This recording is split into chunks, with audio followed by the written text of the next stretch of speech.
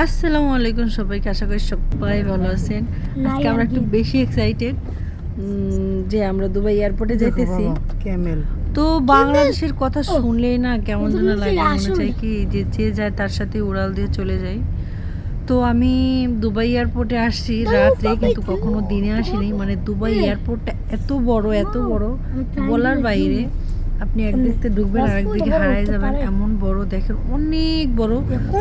এটা নাকি বিশ্বের 1 নম্বর সব থেকে বড় এয়ারপোর্ট।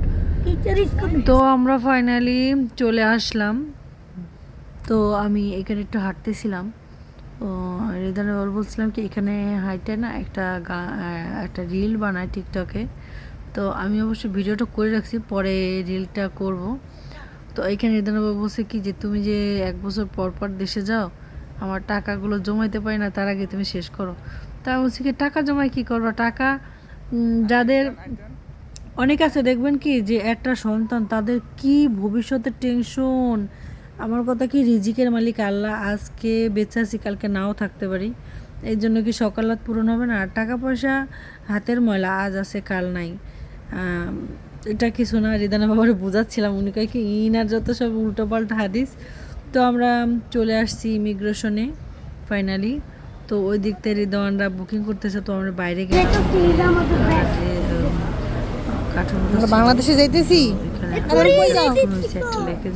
রেডি থাকো, আমরা বাংলাদেশে আসতেছি। তো আর কি করার, রিদওয়ানের বাবার মন খারাপ।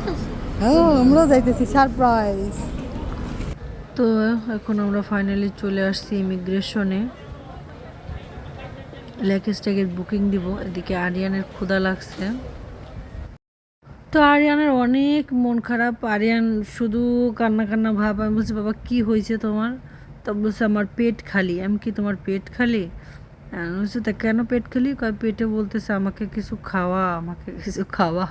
তা বলছে বাবা আমরা এখন এয়ারপোর্টের ভিতরে, তো এটার ভিতরে অনেক দাম খাবারের, তোমার পরে দিব।